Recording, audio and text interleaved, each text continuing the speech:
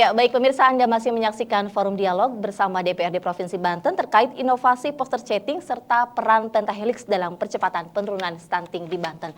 Kita kembali lagi ke Pak Tony. Pak Tony melihat poster chatting yang baru berjalan beberapa minggu yang rencananya pilot projectnya adalah 2 bulan begitu ya. Bagaimana Anda melihat kolaborasi berbagai pihak untuk menangani penurunan stunting? Baik, selamat dulu buat Bu Kadis sama Pak Dewan bahwa 2022 kemarin 20% turun dan secara statistik di 2023 di bulan Februari menurun di angka 3,6. Koreksi Bu kalau salah. Dan ini artinya ada ikhtiar, ada upaya dari seluruh komponen. Apakah itu pemerintah pusat, pemerintah daerah ataupun pemerintah desa. Pemerintahan, artinya di situ juga ada DPRD. Tapi berbicara kolaborasi, memang ini agak unik. Kalau kami di luar lingkaran pemerintahan, ini melihat Perpres 72. Di situ sudah clear bahwa pencegahan stunting itu ada integratif, ada holistik, termasuk integral. Nah sayangnya, OPD yang ada 32 di Provinsi Banten ini, masyarakat lebih melihat jalan sendiri-sendiri, tapi tujuannya sama.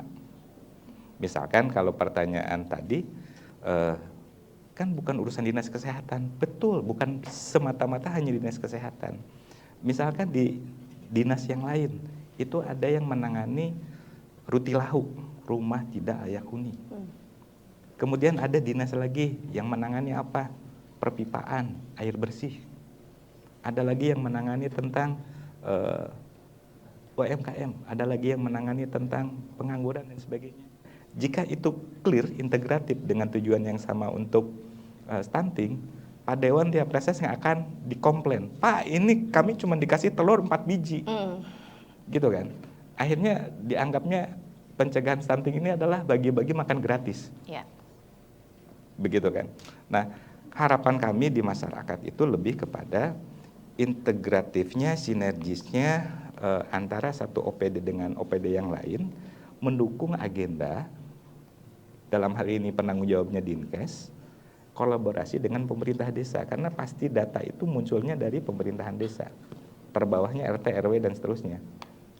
Rumahnya tidak layak huni, terdata, sekaligus di situ ada stunting atau tidak. Berbicara tentang konsumsi air bersih, di situ ada nggak stunting dan seterusnya, artinya kan akan menjadi integral. Kalau Bu Ati sudah berbicara tentang poster chatting, tentu di dalamnya sudah ada sistem informasi.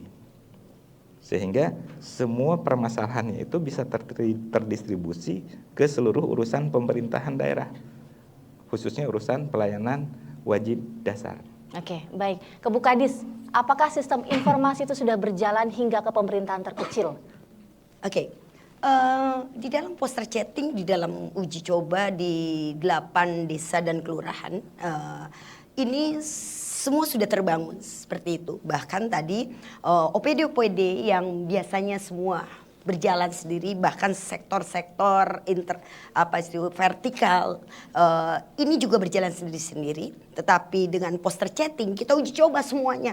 Ketahanan pangan ada di situ, PUPR ada di situ, Perkim ada di situ, kelautan di situ, pertanian di situ, BKKBN, BPJS. Contoh seperti misalkan bagaimana kita meningkatkan indikator jaminan kesehatan nasional yang di dalamnya bahwa ternyata ketika kita berada di satu desa itu masih banyak warga yang tidak memiliki jaminan kesehatan. Maka dengan peran hadirnya di situ catatan sipil untuk mendata warga yang tidak memiliki KTP, kemudian setelah memiliki KTP dia didaftarkan ke BPJS. Jadi semua jemput bola seperti itu. Dan begitu juga bagaimana di situ peran daripada Dinas Pertanian untuk bisa mempercepat pemberian makanan agar mengandung nutrisi yang baik. dia ada fortifikasi, beras fortifikasi yang mengandung zat besi, asam folat dan juga nutrien. Yang tiap hari, karena di poster chatting ini tiap hari kita memberikan makan di lokus poster chatting. Jadi nggak dibawa pulang, jadi nggak rebutan sama ibu bapaknya.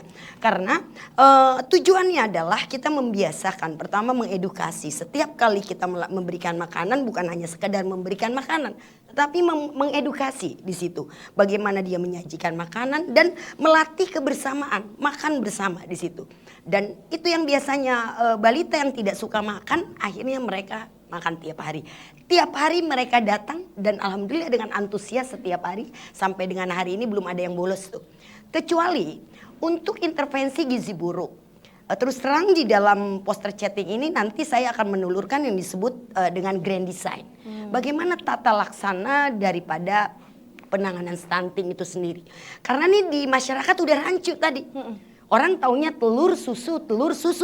Padahal tidak semua orang yang gizi buruk dengan stunting atau gizi kurang dengan stunting perlu dilekasikan susu. Apalagi susunya susu ultra misalkan. Ya, susu susu UHT. cair gitu. Padahal dia usia misalkan di bawah 6 bulan. Jadi tata laksana pun harus disesuaikan dengan usia si anak dan kondisi status gizinya. Gizi buruk tidak bisa dikasih makan tadi. Diawali dia dengan pemeriksaan para dokter spesialis terlebih dahulu. Urusan gizi buruk dengan stunting hukumnya wajib ditangani para dokter. Karena dilihat dulu apakah penyebabnya murni karena makanannya atau karena ada penyakit lain. Karena percuma kalau kita intervensi makanan tapi ternyata ada penyakit lain, ini tidak akan berkembang signifikan. Nah itu yang kita lakukan. Makanya kita pastikan dulu apakah mereka memiliki BPJS agar mereka ke depan punya akses gitu. Nah seperti itu. Dan kita lihat kalau lihat kondisi di lapangan, oh ternyata mereka yang gizinya buruk dengan status stunting itu rata-rata kondisi rumahnya tidak layak, gitu. Apalagi antara jamban, sekalinya punya jamban, itu antara tempat masak dengan jamban hanya berjarak 30 cm. 30 cm. Bayangkan, nggak ditutup pula. Bagaimana dia tidak diare-diare terus? Gitu. Begitu juga ketika saya yang sempat juga menangis gitu loh. Melihat kolamnya, tempat airnya, ternyata ada ular di situ.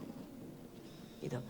Nah ini yang terus bagaimana kita mendatangkan untuk kesehatan sendiri, kita melakukan pemicuan, gerakan sadar sanitasi. Kemudian kita juga meminta bantuan Perkim, tolong di sini ada. Nah itu ke depannya, bagaimana arahan Bapak Gubernur, reformasi birokrasi berdampak secara tematik ini sudah mulai kita galakan. Jadi strategi-strategi di dalam pengentasan kemiskinan kan ada yang namanya upaya peningkatan pendapatan keluarga. Ada yang namanya pengurangan kantong kemiskinan.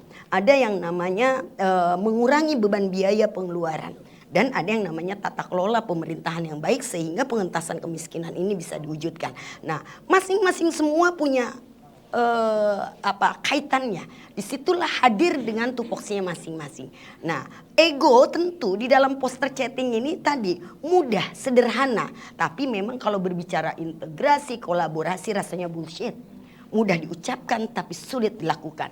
Karena di situ masing-masing ego kepentingan itu begitu luar biasa.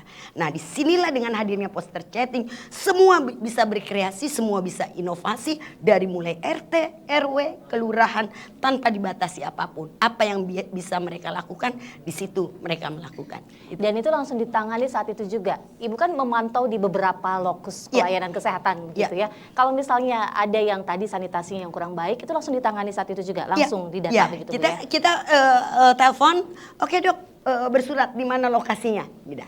Kita seperti itu. Dan bahkan kemarin itu karena kita banyak sekali dibantu, alhamdulillah, karena bagaimana kita harus melibatkan, karena di dalam pentahelix salah satunya adalah melibatkan peran dunia usaha atau swasta.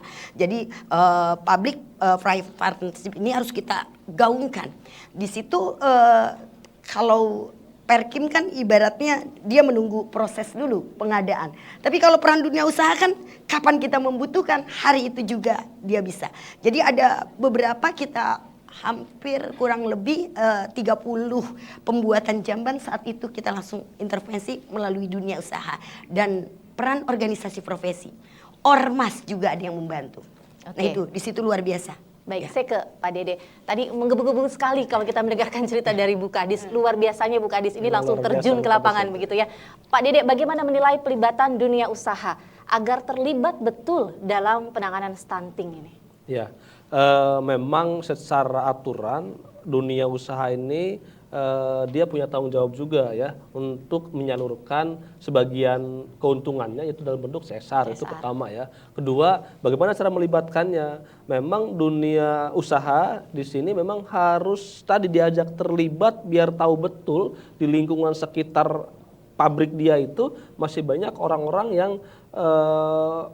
harus mendapatkan perhatian ekstra dari industri tersebut. Maka untuk itu dengan adanya poster setting ini saya kira semua stakeholder itu di situ hadir. Jadi biar menyaksikan langsung. Kalau menyaksikan langsung, keterlibatan langsung kan dia nanti akan oh iya ternyata selama ini prioritasnya adalah industri untuk misalnya untuk tenaga kerjaan, ternyata masalah stunting ini juga harus menjadi masalah prioritas baik buat pemerintah ya termasuk buat stakeholder. Apalagi tadi ada kemudahan-kemudahan, ada kelebihan-kelebihan yang birokrasinya lebih sederhana ketimbang di pemerintah. Kalau pemerintah misalnya kalau tadi mau membangun sanitasi komunal, maka harus direncanakan dulu, harus diobrolkan di tahun 2023 baru realisasi tahun 2024. Tapi kalau CSR di pemerintah, mereka sudah punya anggarannya. Kalau membangun MCK komunal atau kita support WC di beberapa rumah kan nilainya cuma 1-2 jutaan. Apalagi kemarin saya lihat ada beberapa daerah juga yang punya kreasi tuh kelurahan yang bekerja sama dengan ormas misalnya bagaimana membuat jamban yang sedemikian rupa hematnya, yang penting memenuhi standar supaya bisa mengurangi stunting. Jadi mereka punya kreasi-kreasi tuh bikin yang lebih hemat memang kayak seperti dari bahan semen yang lebih murah dan lain sebagainya. Nah, ini tentu saya kira sangat penting dilibatkan dunia usaha maupun industri ya. Indonesia usaha-usaha yang kecil-kecilan juga kan ada toko material juga dia bisa diajak dilibatkan. Bahkan kalau di Cilegon banyak yang galian pasir tinggal diminta saja kalau buat membuat jamban per rumah cuman beberapa mobil bagi mereka nggak ada masalah. Jadi memang sangat penting, sangat tepat sekali. Bahkan kita dorong para pelaku usaha, para pelaku industri untuk sama-sama terlibat bagaimana supaya stunting ini bisa keroyokan, bisa kita kurangi sedemikian rupa supaya signifikan, supaya sesuai dengan target nasional, bahkan targetnya adalah di bawah nasional. Oke. Seperti itu. Pak Dede, setujukah kalau stunting itu identik dengan kemiskinan dan pengangguran misalnya? Nanti dijawabnya Pak. Dan pemirsa Banten TV kita akan kembali lagi usai jeda berikut tetap di Forum Dialog.